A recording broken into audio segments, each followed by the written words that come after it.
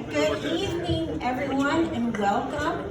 Thank you so much for joining the Authors Guild Foundation tonight for this really exciting event. I want to thank you all for coming. I am Mary Rasenberger. For those of you who don't know me, I'm CEO of the Authors Guild and the Authors Guild Foundation. And before we get started, I want to thank some people tonight. First, I want to thank our hosts for this evening, Roland De Silva. Where are you, Roland? Eugene Linden. And Doug Preston. We'll talk more about later. I also want to thank Lynn Bolger, our amazing new executive director of the foundation, of the Authors Guild Foundation, for organizing tonight, and our development associate, Nikki, who you all met downstairs. They put this evening together, and thank them. And I want to point out some of our board members who are here, and I hope I get you all. There is Sherry Burr, Lynn Goldberg. Is Catherine Neville here? No, okay. Laura Peterson, who's the president of the foundation, and Wendy Strothman. I know I saw you. Thank you, guys. So, for those of you who don't know the Authors Guild Foundation well, I'm going to tell you a little bit about us. It is the charitable arm of the Authors Guild, which is the country's oldest and largest association of authors. The foundation educates, supports, and protects American writers to ensure that a rich, diverse body of literature can flourish in this country. And we do this because we believe that an abundance of free literary expression from voices representing all experiences in America with our many rich cultures is essential to our democracy. And this can only be achieved by protecting authors' rights to as artists and as workers. Our work is more important than ever as incomes for authors have declined 42% in just the last 10 years, with many authors living below the poverty line now. Poverty is economic censorship, and it is censorship of the worst kind, because when writers cannot afford to write, they write less or not at all. And this threatens the diversity of voices in our field. The Authors Guild Foundation combats this by delivering crucial resources and education and free legal support to tens of thousands of authors all around the country. We also fight tirelessly to defend free speech and authors' rights and to ensure fair compensation through our extensive advocacy and lobbying efforts. And we keep the industry honest and constantly remind lawmakers, there you go, we're reminding lawmakers of the importance of supporting literary culture. Our work, I have to say, is made possible by thousands of supporters and authors, including many of you here tonight, and I want to thank you all from the bottom of my heart. Now I'm going to introduce our speakers tonight, our two very prestigious speakers. First, Doug Preston is the president of the Authors Guild and author of 37 books of fiction and nonfiction, of which 29 have been New York Times bestsellers, including, it's really unbelievable, including The Lost City of the Monkey God, which we're going to hear about tonight. He is the co-author with Lincoln Child of the Pendergrass series of thrillers. He writes about archaeology and anthropology for the New Yorker magazine, and earlier he worked as an editor at the American Museum of Natural History in New York and taught nonfiction writing at Princeton. David Grann is a staff writer for the New Yorker and a best-selling author as well. He's author of New York Times bestseller, The Lost City of Z, A Tale of Deadly Obsession in the Amazon, and an amazing book. And also a National Book Award finalist for Killers of the Flower Moon, An American Crime, and The Birth of the FBI. David has also written for the New York Times, the Atlantic, the Washington Post, and the Wall Street Journal. And we are so delighted and honored to have him here tonight to talk to us. I'm going to hand it over to you guys. Thank you. Thank you, David. I'm a little bit intimidated being up here with you. That's because I write one book for every 10 you do. So I think the intimidation factor is reversed, but I'll take it. No, I feel like a hack writer. I had dinner with Joyce Carol Oates once many years ago, and I was advised ahead of time, do not ask her how many books she's written or why she's written so many books. She's very sensitive. So, anyway, sorry, Joyce. Anyway, so, both of us have written similar books, and I thought it might be fun to talk a little bit about doing journalism in the jungle and why we did it and why it was such a really bad idea. But I just wanted to start by asking you, you could have written a very fine book without actually going out into the jungle and half killing yourself. What made you do that? And Yeah, so for those of you who aren't familiar with the book, it's about a British explorer named Percy Harrison Fawcett who came to believe there was a lost city, an ancient civilization in the middle of the Amazon, which would kind of defy long-standing, often racist beliefs about early civilizations in that region. And he eventually set out in 1925 with his oldest son and his son's best friend, and they disappeared. And nothing was seen of them again. And then people over the years would become obsessed with the story, or finding them, or finding evidence of the city, and many of them would disappear or not come back. So when I began the book, I began researching in a way that seemed very suited to my physical attributes, which was basically in libraries and going to archives. And then eventually I tracked down Fawcett's granddaughter, who was living in Wales, and went to see her, and I was chatting with her about the story. And she said, well, do you really want to know what happened to my grandfather? And I said, well, sure, if possible. And so she led me into this back room, and in this back room she had this old chest. It was really something. I mean, and she opened the old chest. It was covered with dust, and inside were these old books that looked like they had them in touch for about 100 years. They were mud stained, and water had seeped into pieces of them, and they had locks on them. I said, what are those? She said, well, those are my grandfather's secret diaries and logbooks.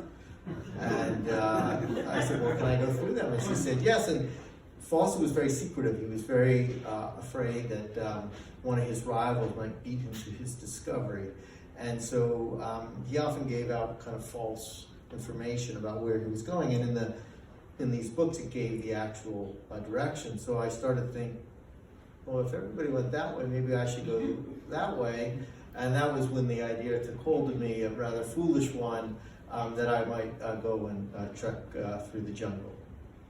So to my wife's was here, great happiness, just thrilled with the prospect of Mr. Magoo, who's blind, who gets lost on the subway going to who quite literally threw out his back yesterday and is on massive drugs now, so I could stand here, was going to go hump through the Amazon. So really good idea, once again, by me. So tell us about you going into the jungle then. How did you arrange for it, and what happened? Yeah, so I mean, to be honest, the preparation was the most important thing, and finding a guide, because he had disappeared, and where he was looking was in a region of the Amazon, in the Xingu region, which was still under indigenous control, but because of the intrusion of so many foresters and people who want to farm, and the whites coming in, the Brazilians coming in, the tensions were really intense, and you can't just kind of wander onto their land because they'll see you as an intruder, justifiably so. So the first thing I had to do was try to find a guide who could take me in, and I eventually did. I got someone to recommend somebody. Actually, somebody who had gone in earlier on a similar trip and got kidnapped and was held hostage. And again, not a great idea on my part, but he did a very good suggestion about a guide. So I took up his guide and decided to go in and follow this a trail. And I did things that one would expect to do if you're, speaking at the Explorers Club. Like, at that time I lived in Brooklyn, and we had a couple flight of stairs up to our apartment. I always took the elevator, and I started to take the stairs before I was ready to go. So had you done any like backpacking or camping or anything before? No, absolutely not. I hate camping. Who would ever camp? I hate bugs. I like air conditioning. I like Chinese deliveries. I'm being honest. Very little. I mean, I probably when I was a kid, maybe once. But no, I hate camping. And my wife, who's the sensible one, is the producer. In more ways than one, said, well, you got to go to one of these stores and get some gear. So I actually went. There was a place in New York that, Kira, what was the name of that place? REI, yeah. So it was an REI, I don't even know what these stores are called. It was an REI store.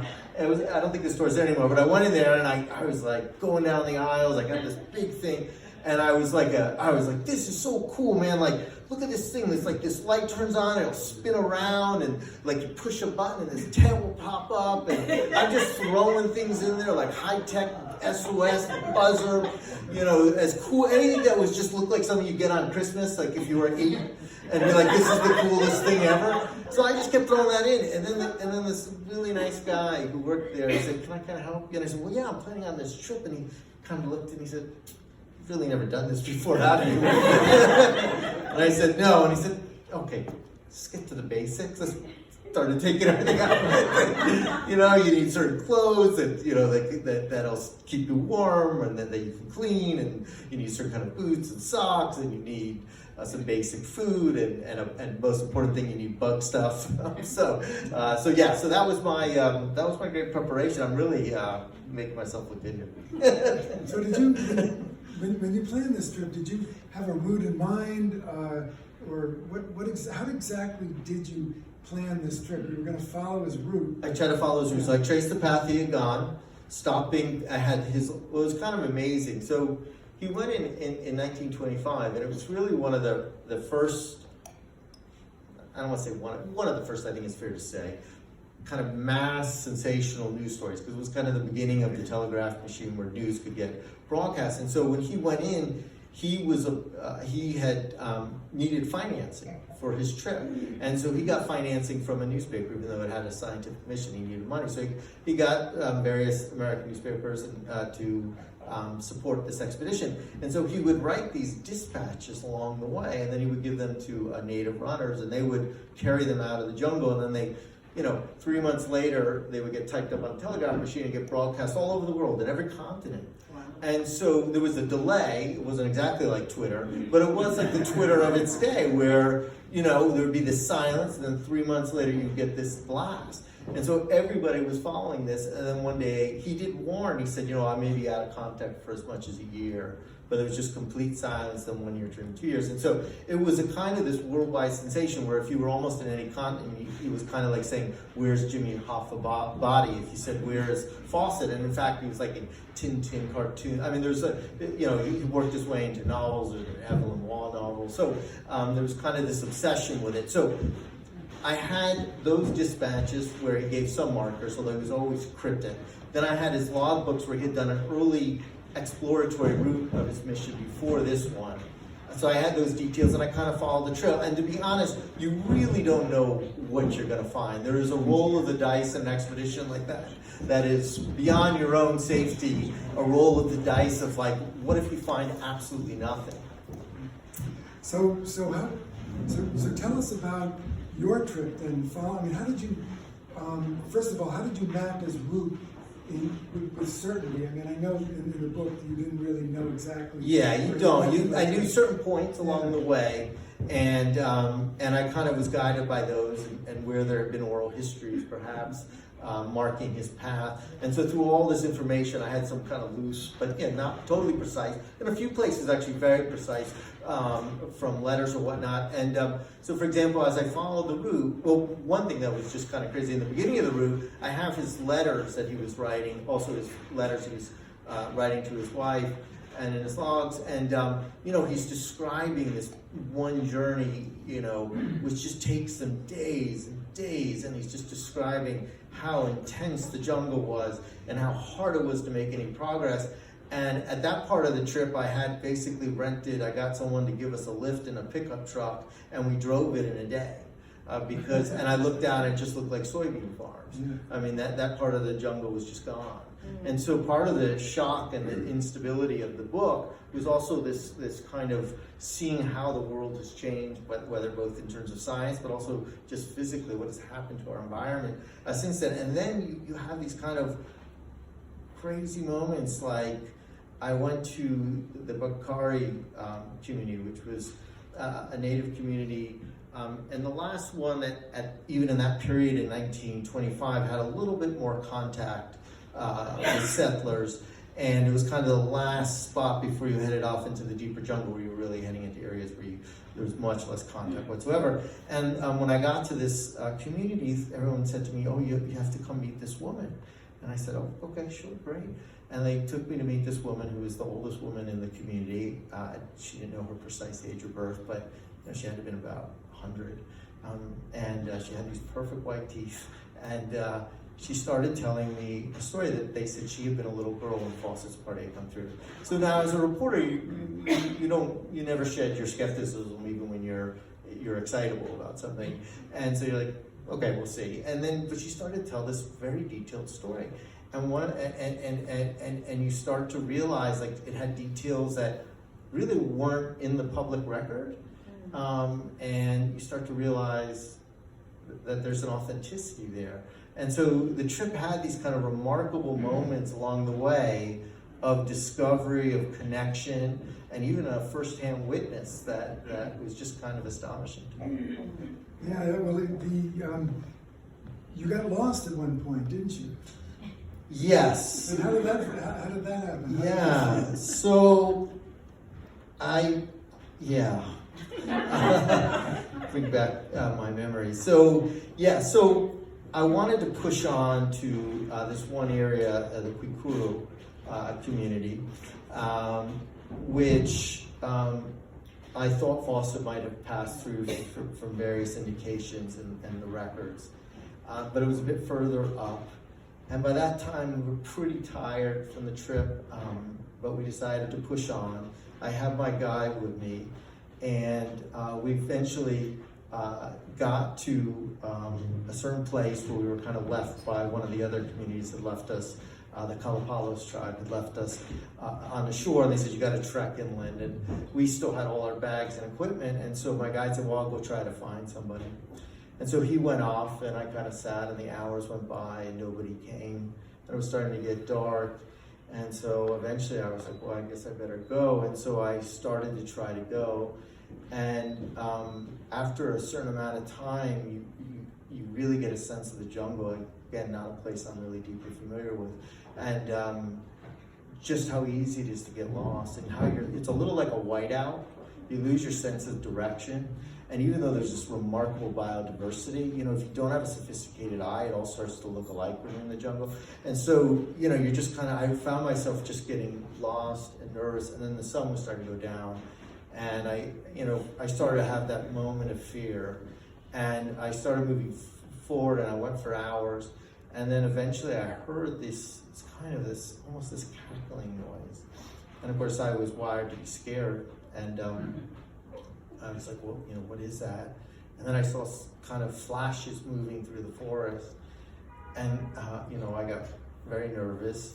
And then suddenly, out of the jungle suddenly emerges all these children, about this big, cackling with joy at this stranger who looks foolish and red and sunburned, is gasping for air and looks like he's going to croak right there. And I didn't understand the language, but they clearly were having one hell of a time with me. And the cackling I clearly made, they're still probably telling the story much better than I am. And they came and they rescued me. And it was actually a really interesting experience for me, because part of the idea of reporting these experiences, and so I make light of things, but why do you do the trip? Why do you go? And it's because you're trying to get as close to your subject matter as possible. And on a more serious note, you're trying to get as close to an approximation of the truth that you physically can. And if that means going in the jungle to get it, you kind of do it. And you're trying to find clues, and trying to learn more, and trying to deepen your knowledge. And even in those few hours of being lost, I suddenly just had some inkling of what it must have been like for Fawcett, especially for his son who had no experience in this kind of exploration. And they were gone for a long, long time, but you just suddenly had a sense of how you could get lost and that sense of terror of isolation. And it was a brief fleeting moment for me. It was kind of nothing in hindsight. But in that moment, it was very intense, and it did give me some glimpse in a very small way into the people I was writing about. So that old woman you met, was she the one who told you that she had met Fawcett when she was a little girl? Yeah, she was the one who told me she met Fawcett when she was a little girl, and she started giving me details that, little things I knew. And another example of that, just of that serendipity, well, I gave you two of kind of crazy serendipity, and then I want to ask Doug questions. When I got to when I went to with the Kalapalos, it was with the Kalapalos before I got to the Quikurus, and the Kalapalo tribe, and I was told me a story. They told me an oral history, and they didn't have written records back then, but the way they kept their history was through these oral histories. And they've been translated, some of them, and they are just these remarkable. They're like these ballads. I mean, they're these just incredibly detailed poems almost. These wonderful rhythms, a wonderful sense of language. They're really quite astonishing. But they're these detailed oral history they can pass down. And that's how they mark the past. And they had an oral history about Fawcett too. And because he would have been the first white people they had seen. And they told the story. And they had this amazing oral history. And they started talking about how Fawcett came with his son. And they said Fawcett had an instrument in the oral history. It said that Fawcett, they referred to him by something in the oral history, but they said he had a little like a fiddle, like a little. Again, I had his private letters to his wife that had never been made public, and in them he said, "I brought my flute." It was not a flute; it was like a recorder. It was like like a little. And he said, I brought it just to kind of deal with some of the solitude. And in that oral history, it describes him playing that. And I just said, oh my God. And then it described in that oral history how they tried to tell him, he insisted on keep going. And they said, don't go out that way. They referred to that tribe in that direction as the fierce Indians. Don't go in that direction. And he insisted on going, and they kind of lamented that he went, and they could see his fire rising, the smoke from his fire, his camp rising above the forest canopy for several days, and then the fire just went out. And then they went to investigate, and they were gone. And they were sure he had been killed. And I do think that is the most likely scenario for a bunch of various evidentiary reasons I present, but that oral history proved a very critical, revelatory moment. Well, that's interesting. One of the things I loved about the book was where they claimed, they dug up some bones and claimed that these were Fawcett skeletons. Here are his bones, and they're trying to make some money on it. Yeah, they're trying to, well, and they wanted everyone to kind of go away because it was such a sensation. So some people had come through who actually was fairly protective of these nations, but they wanted to stop with all the intruders, so they basically just dug up. And the person who told me the oral history, it was amazing because it was his, I think it was his grandfather. And they gave the bones, they dug them up and they took those bones and they claimed they were Fawcett's bones back in like 1930, just to keep people from, stop the kind of madness of people coming in, to kind of put the story to rest. So he told me that story and how they did eventually get the bones back. Did you see any snakes? I hate snakes. I'm trying to remember. We did see snakes, actually. I did not see an anaconda, which would have been the end of me. I really do hate snakes. I have great phobias. But it was actually kind of remarkably beautiful. I will say this, and then I do actually really want to ask you a few questions. I will say this, that for me, the experience of hiking through the jungle was fascinating and revelatory and beautiful, and arduous and hot and buggy and all those things. But for me, I met several of the communities along the way, the Kalapalas, the Pakaris, and the Quikurus. And those experiences and those interactions to me were really what were most meaneful, and I learned so much from. And also just because they're just so much smarter than we are. Like because they've been living there for a long time. So, we would get there and we'd be like camping in the wilderness, in our hammocks with our nets, and you just get eaten to pieces. And then you get to like the Quikurus, and they have these incredible thatched homes that look like the overturned hulls of ships. They're really beautiful. They only have like a door at the bottom so the bugs don't come in. And you string your hammock up in there, and I never got such a good night's sleep. But you just get a sense of the sophistication of adapting to one's environment, which is something that anthropologists for so long didn't understand, because they would come in and just assume, because it was so miserable for them, that other people could adapt and live in this environment and actually kind of make wonderful and consider it their home and make great accomplishments. And to that point, as I went on with my research, I became, you don't know when you begin a book what your journey will exactly be. You have to be open-minded to what the story is. I had no idea what the end would be, especially where you're dealing with people who disappeared, and does this lost civilization, this ancient city exist? And when I got to the Kwikuru settlement, one of the reasons I want to get there is because I had heard there was this archaeologist there who basically lived there and never left. And he was a little bit like a modern day Fawcett. And so I wanted to get there. When I got there, I met him, and at one point, he and the chief took me out, and he got a machete, and they took me out into the forest, into the jungle, and they're cutting with the machete, and then suddenly he takes the machete, and he pokes it down, and I can see there's like a long moat-like ditch in the earth. And I said, "What's that?" He said, it's a moat. I said, "Well, what's it doing here in the middle of the jungle?" He said, "Well, you're actually standing on an ancient settlement." And they had dated it, and it had roads and bridges. Now, these were not made of stone, like things you were seeing, but they tend to be more earth mounds, because there's not a lot of stone in the jungle.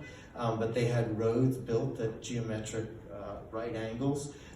They had bridges that you could find the bridge that went up, but then the top was gone, but came over. Very complicated irrigation systems. And the moat, which they do not know exactly, but they believe probably had some kind of like almost a wall of sticks based on the bottom.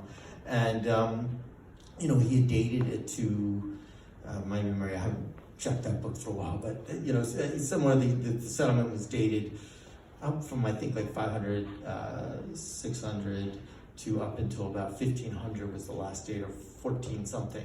So what happened then? What was that last date? Well, that was when the first El Dorado hunters had come in from Peru, looking. The Spaniards, El Dorado hunters, and obviously they had brought in disease that had wiped out so many of these settlements.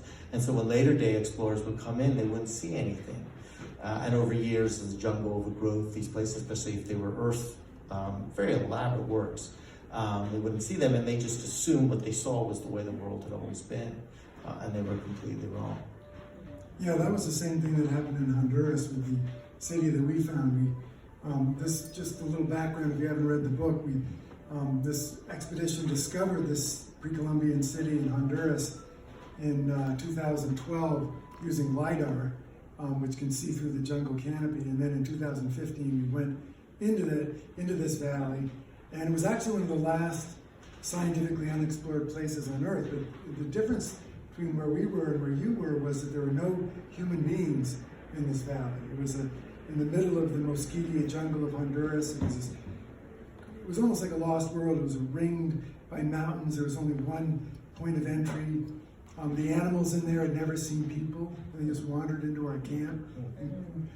I didn't see it, but one of the biologists later came face to face with a puma, a mountain lion, who just crouched and looked at him, thinking food, not food. But what was so disappointing is that with the LiDAR we could see plazas and pyramids and roads and mounds and all kinds of geometric features, irrigation systems, a reservoir. And then we were so excited, we went in there in the jungle and you couldn't see anything. I mean, you're literally standing 15 feet from the base of this pyramid and you can't see it. And you can't photograph it. And they had a film crew with us, and they were so frustrated. And of course, it was pouring rain constantly. And we did see a lot of snakes. We saw fer-de-lances, which are the most poisonous snakes in the New World, every day. It was terrifying. For me, honestly, when I read your book, I felt I thought mine was a piece of cake. I mean, because tell a little bit. I mean, I read a fair amount of books. I'm kind of used to not being that unsettled. But you battled, and after, like you came out and had a battle afterwards that to me was just so shocking. And to be honest, I still don't know the full resolution about the disease. I don't know have you read the book? About this mysterious ailment they got that was just, it was a little like COVID, or something. Well, it's unknown force. Well, the difference is that we weren't actually traveling in the jungle. David, went, I don't know how many miles, but quite a long way. We went in by helicopter. So that was easy. And I thought, this is a piece of cake. And we had these British SAS, ex-SAS jungle guys leading the expedition, and they dropped them down from the helicopter. They cleared out a landing zone. The helicopters landed. And I remember they warned us about all these dangers. And I remember arriving and looking around. It was like paradise. It was like Eden. The sun was shining. It wasn't raining. There were no bugs. And I thought, oh, these so exaggerated. Everything was, all the dangers were exaggerated. And then night fell. And the bugs came out. And they really came out. And what you had said earlier about being in the jungle, you can become so disoriented so fast that literally you can go 5 feet or 10 feet away from the group, and all of a sudden you can't see anything, you don't know where you are, you don't know which direction they're in, and the only thing you can do is listen to their voices, because that's the only thing that keeps you in touch. But I remember the first night, we slashed. I remember the guy said, okay, set up your camp. I said, well, what do I do? And he gave me a machete, and he said, well, cut a little clearing for your hammock and string your hammock. Just, I don't have time to tell you what to do. Just go do it. So I did, and then it got dark, and then we were sitting around. We were just the first part of the expedition that arrived. There were only about 6 or 7 of us sitting around. No fire because it was really wet, and I went back to my hammock to get my notebook because I wanted to make some notes, and I started to go back, and I could hear their voices, but I couldn't see the light of their flashlights, and I suddenly realized I was lost. The feeling of terror was so powerful because I could hear their voices, but they were kind of echoing in different directions, and I didn't want to shout out, "Help! I'm lost!" I'd rather die than cry. And I was walking along, and I thought, "Oh my God, here's somebody's hammock. Thank God. Now I know where I am." And then I could just see the lights through the leaves. So I was walking past the hammock, and there was this giant snake coiled up. It was literally 3 feet. It was coiled up like this. Its head was 3 feet off the ground, and it was in striking position. And it was looking right at me. I'd walked right by it. And it was a fer-de-lance, the most poisonous snake in the New World, where it's like 600 times more poisonous than a rattlesnake. And so I said, "Hey, you guys, there's a big snake here." Now, later they said I was shouting, but I'm sure I said it very calmly. So these British guys came out. I was just telling Sherry this story. Sorry to repeat it, but so the British, this British sergeant from the ex-SAS sergeant, he said, "Oh, blimey, that's a big one. Female, the females are bigger than the males. I'm gonna move it." And we were all like incredulous. He's gonna move this snake. So he cut himself this long snake stick with a fork at the end of it, and he pinned the snake, and it just exploded in a fury of striking, and the venom was coming out of its fangs as it arced through the air. You could see these streams of venom. The fangs were over 1 inch long. I'm not exaggerating. And he fought the snake, and he managed to get the forked stick right behind its head, and then he grabbed it. And the snake was bigger than he was, and was thrashing about so much that it was knocking him off balance. So he kind of fell to the ground with it and pinned it with his knees. And it was trying to bite him. It was swiveling its head around and expelled venom all over the back of his hand. And I could see his skin was bubbling. And he had said to us, "Everyone keep your lights on me, don't move, to keep the lights on me." So he then cut off the snake's head. And still the headless snake continued to fight. and the head of the snake was snapping and, just spewing venom even after its head had been cut off. And so finally he took his knife and he stabbed the head into the ground to keep it from flipping around. And then he very calmly washed his hands and he said, "Nothing like that to concentrate the mind, is there?"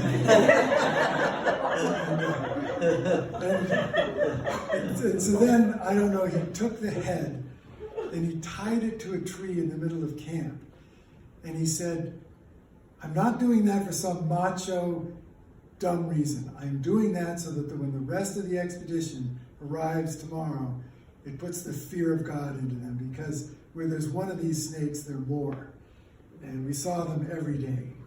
And in fact, when we made this discovery at the base of the pyramid of all these artifacts, the archaeologists were there working and they were clearing around. And all of a sudden there was a scream and a huge retreat out of the area because this fer-de-lance had come out disturbed by the activity.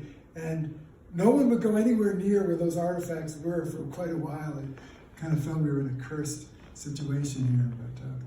And then, well, I have two questions. One is, tell a little bit about the discovery, because it's kind of pretty astonishing what you all found there. And then also, the post, the illness you Yeah, found. I forgot to mention the disease. Yeah. So, but maybe, I don't know which one you want to go first, on the positive or the Well, let's talk about the positive first. No, it was very interesting. It's hard to believe you could find a whole city, a lost city in the 21st century that no one knew about. And almost all the lost cities that have been found in Central America were not really lost. They were, and the archaeologists didn't discover them. Local people showed the archaeologists these cities. In fact, I was talking to a Mayan archaeologist at Harvard, and he said, "Oh yeah, the way we discovered them, we'd go into a bar and buy people drinks." He said, "Hey, are there any stones around, weird stones around here?" "Oh yeah, sure, I'll take you out there, Professor." And so that's how they find these Maya ruins. But in this case, this was found, there's this legend of this lost city, the White City, or this La Ciudad Blanca, or the lost city of the monkey god, this legend. And so this filmmaker from California thought it'd be cool to find this city and film it. And so he went to the Jet Propulsion Laboratory in Pasadena, which is a branch of NASA, and he hired this guy named Ron Blum, who was a NASA specialist in imaging of the Earth from space. And this guy studied all these multispectral images from satellites of parts of Honduras, thick jungle. And they identified this valley. And he said, there's something in this valley that has rectilinear and curvilinear, unnatural features. And this was in 1994.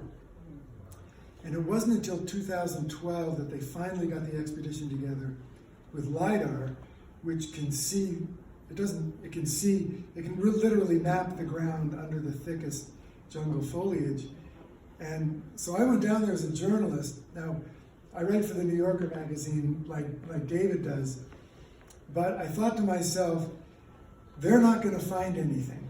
They're spending $1 million, they're going to fly this plane over this valley way out in the mountains in Honduras, eastern Honduras, very remote, and they think there's a lost city there. But I looked at those images that NASA had gathered, and I didn't think I saw anything. I thought this was just like staring too long at a Rorschach block. So I thought, I don't think I'm going to tell the New Yorker that I'm doing a story for them about this until they find something. Because if I tell the New Yorker and they don't find anything, and the New Yorker spends thousands of dollars to send me down to Central America, they're going to be really pissed. So I didn't say anything.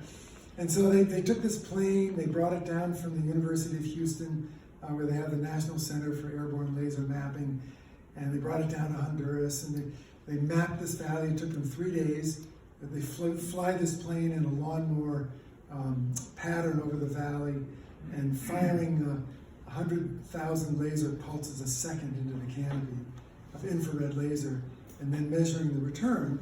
And using that, they get a point cloud of billions of reflections, and then using software, they can remove the trees to see what's on the ground. So they finally they flew this plane around, they sent the data to Houston, very slow internet connection. They finally sent back the images, and that morning of the fourth day, we heard a shout, and one of the LiDAR engineers was like, "There's something in the valley, there's something there."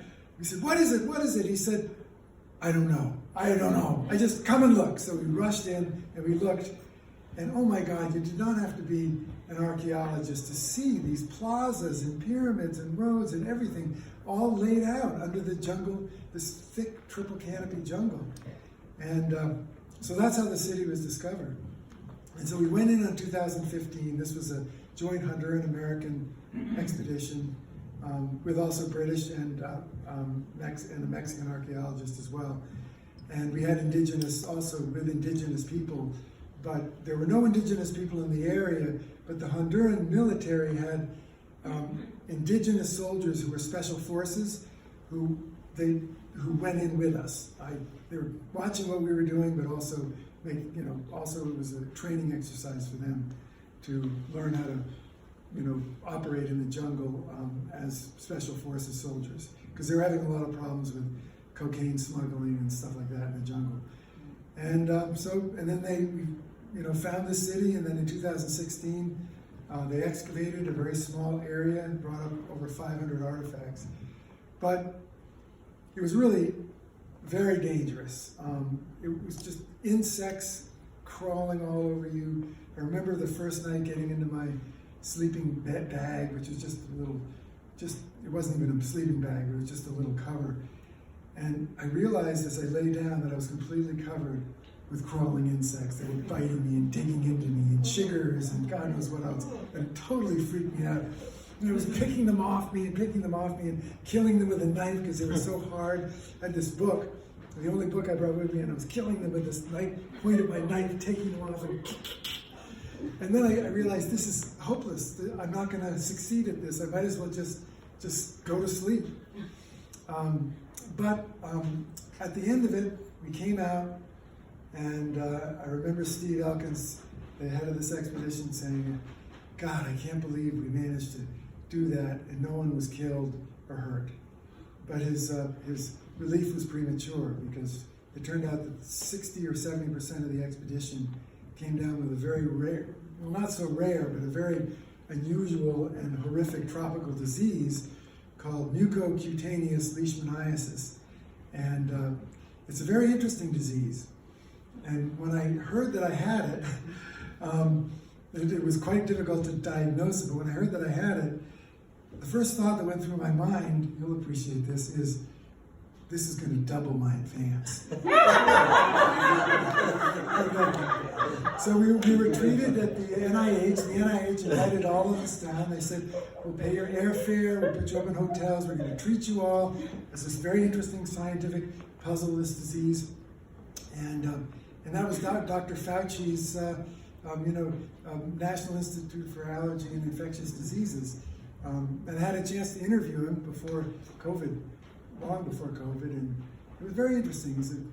But it was sort of interesting to have this disease. If you're going to get a disease, you might as well get one that's not boring like malaria. The leishmaniasis is the oldest disease that we know of. A piece of amber was found.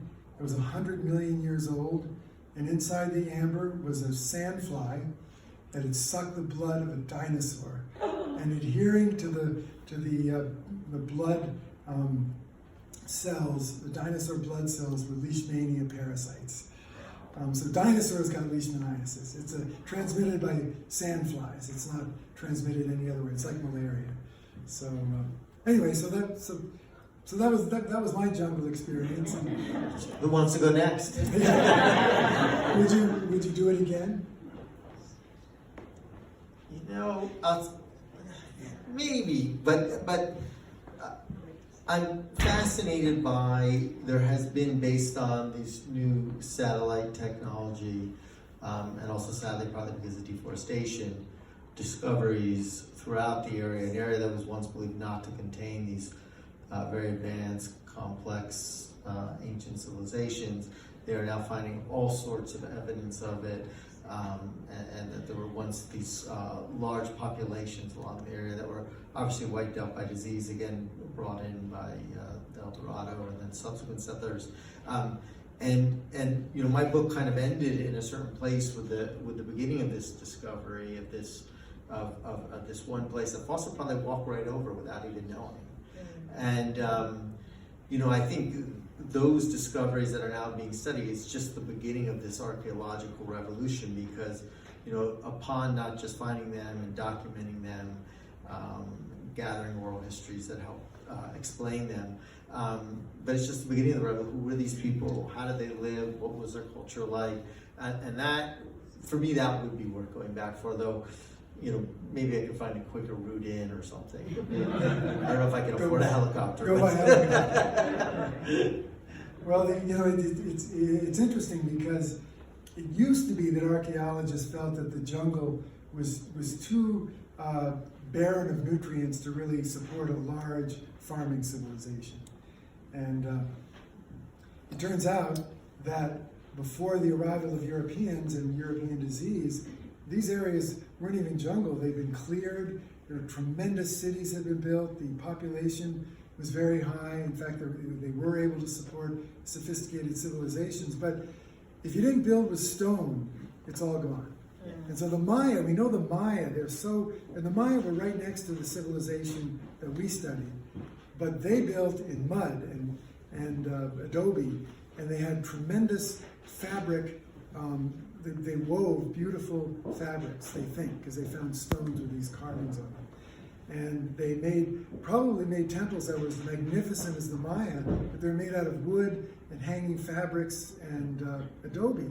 And the same is true of the Amazon. They were very sophisticated civilizations. And Fawcett heard about these. The White City myth goes back to the time of Cortez, who heard about it. And these were not myths, these were true stories. There were great cities. Yeah. It's just that they disappeared and they were made with organic materials and came, you know, and decayed into the jungle. But I guess I'm getting a signal here that maybe it's time for questions. So, well, we'd love to have questions. Yes, Sherry. So I'm curious about story structure. And how you chose to structure your books. David, when I read your book, I found myself typing up chapter by chapter because I was curious about how you weaved what you were trying to tell about Fawcett's story plus your own adventure. And I loved how you opened up, Doug, your book about all the dangers, and then I'm like, don't go, and then you tell us how how the story unraveled. So can you both talk a little bit about story structure, how you chose to structure your books? Sure. For me, you know, obviously you try to begin with some preface or something that will grab a reader, because I know everybody's attention spans and you're competing for them. That will hopefully kind of hold them in the grip, and then to be able to tell the story. But with Velocity to Z, with the challenge that I really decided to try to do was just to alternate between the past and the present. And so Fawcett would be doing his expedition or his preparation, and then what was I doing? And I decided to do that because I thought it really would show the reader, one, it's a bit of a mystery, trying to figure out the past, but also it would show how the world had changed. So I would have Fawcett going to the Royal Geographic Society and have the books that he read to prepare, and then I would go to the, what was it called, the AEI store, whatever it was called, the sports REI, thank you. And you could just see, you know, how quickly in 100 years, less than 100 years, the world has changed, and the way, you know, even the inoculations I received. I mean, Fawcett would go on these expeditions, and you know, a lot of those early Brazilian expeditions that would go in those areas, or the Amazonian expedition, you know, they would lose 3/4 of their people almost invariably, usually because of disease. And here I'm just getting a shot and showing that, and you could kind of show that progression. So, and so there was. It has a certain logic to it, but figuring it out is a puzzle. So just for example, I told the story about Fawcett was doing his route to that one area, which I said how difficult the jungle was. So I have his scene there, and then I jump to the present, and here I am riding in the back of a truck that I've hired and just zipping by it, and you could see the way the world. So each piece is a little bit like that. Hopefully, finding the present to echo the past and amplify it. Well, for me, it was integrating. I mean, it's nice to tell an adventure story, but that's not really that interesting. If I were just to talk about going into the jungle and having these adventures and coming back out, that would not be much of a book. So there's a lot of integration of historical information. Also the archaeological discoveries and their interpretation, Honduran history, the whole history of the white city myth in Honduras is very interesting. It's part of their national psyche, and it's really part of their who they are. It's a mestizo nation, so they have two histories. They have a history in Spain and Europe, and they have a history that's indigenous. And the indigenous history, except for the Maya, is not well known at all. And it's important for people to know their history. And so the white city myth in Honduras was a way for the Honduran people to sort of talk about their indigenous history, where they came from, in the Americas, as opposed to their Spanish antecedents. So integrating all that history and trying to weave it into the story was important, and I had a very good editor help me with that. It's at my publishing house. And I think to that point is a story has elements of propulsion, and because it is an adventure story, but it also needs to have stakes. And for me, I would have written the book if it didn't have this very deeper, larger question of, it deals a lot with racism toward the indigenous communities in this region, and what these findings show about what the Americas looked like before the arrival of Christopher Columbus, and how in so many ways they are transforming and shattering our own preconceived conceptions, often inflected by racism. So for me, you have the adventure, you have all that, but this, to me, what held me and why I wanted to tell the story is that there are these stakes, there is this deeper kind of thematic purpose. Gene? Yeah. Since we're in this room, it seems appropriate. It's a question about two Roosevelts. Anna Roosevelt has argued that indigenous people came to South America like 20 or 30,000 years before the Bering Strait rose up and the migration supposedly happened. And given what you were saying earlier, it sounds like you were in that camp. I'd like to hear your comments on that. But secondly, Teddy Roosevelt, who I think is probably a great-grandfather or grandfather, he did an expedition into the area where you went, or close by, and was almost destroyed by it. Do you know much about that? And so anyway, appreciate your thoughts on both those questions. Well, I'll just talk briefly about the history of humans in the New World. Have you all read about that amazing discovery that was just made in New Mexico? It's absolutely incredible. They found thousands of human footprints on the shores of an ancient lake in White Sands National Monument. And they found them back in 2009, but they just carbon dated them. Apparently the wind blew these grass seeds into these footprints, and then they got covered up with sand, and then more grass seeds blew in, and the grass seeds didn't sprout because the soil was too alkaline.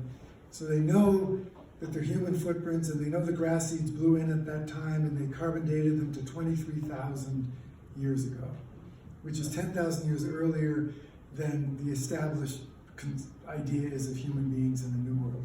So that's an incredibly important and confounding discovery, because the answer is, how did they get here? The ice-free corridor didn't open up until about 16 to 13,000 years ago from Asia. So the only way they could have gotten here is by boat, probably. I mean, but anyway, so that's touches on your question about the antiquity of humans in the New World. And I would just say that the deeper question of the arrival and how they came, and what was it, one population, was an earlier population that splinter. But there have been enough discoveries like this one and in the Amazon that certainly are dating based on carbon dating earlier than was previously imagined, which is therefore unsettling established notions about the first arrival when the first humans settled in the region. And there's, I think, been enough of them that there is some sense of confirmation, but there seems to be a great deal of debate still about who exactly they were when they arrived, how could they have arrived, all that kind of stuff. Fawcett was interesting.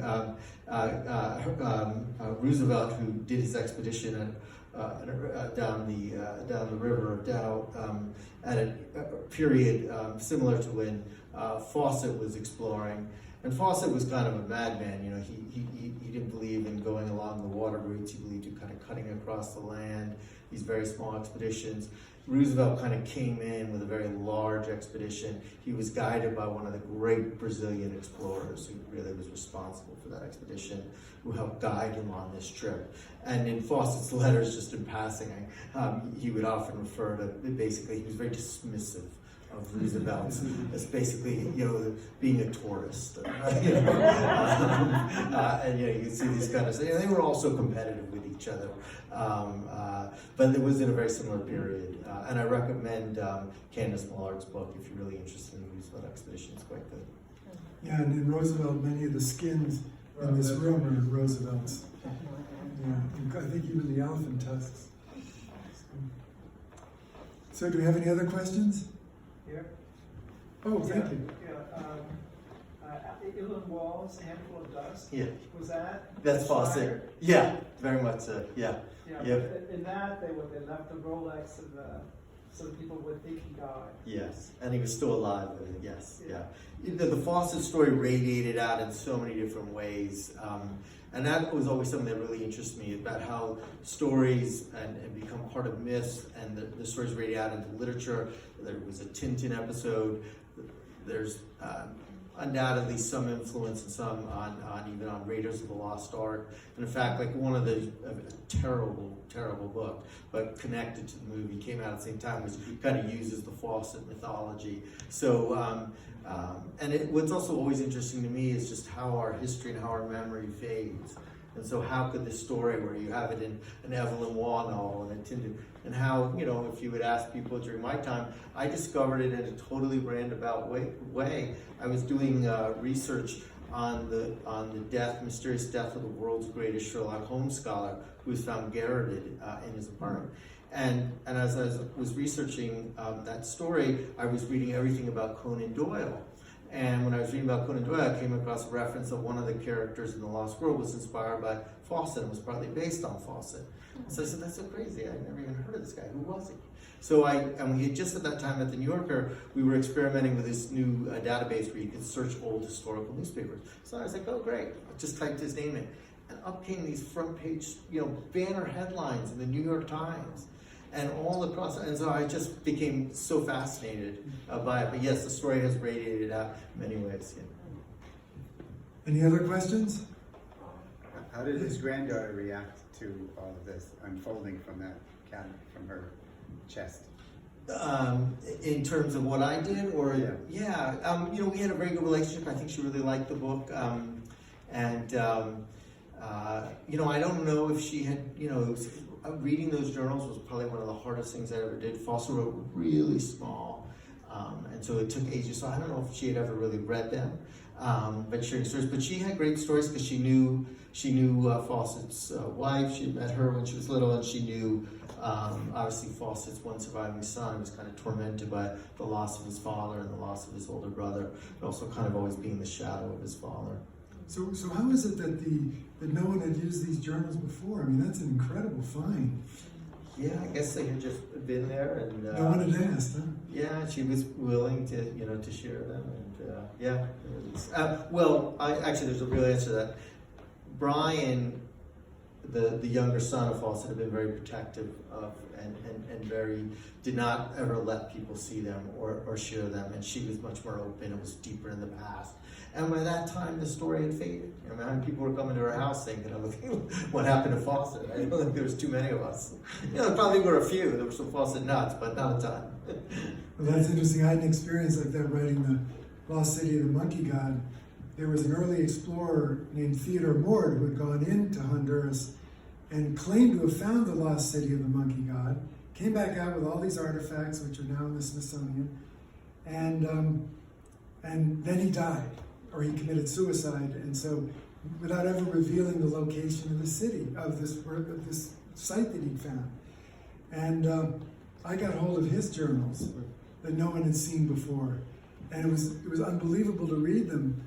The whole discovery was a fraud. It was an absolute lie from beginning to end. He didn't find anything. He actually got those artifacts, purchased them from artifact dealers in the coast. I mean, they're beautiful artifacts, but they didn't come from the lost city. But what was he doing? When I read the journals, which by the way were written in very clear writing, he was looking for gold. It was a secret expedition to look for gold. And he found gold. He found this tremendous gold strike in this remote area of Honduras. And, but I'm the only one who's seen these journals, but there are all kinds of directions and notations, and, there's gold out there. So we're gonna wrap it up, but we're gonna move to more cocktails and food, actually, and you can ask your questions personally to Doug and David. But let's just.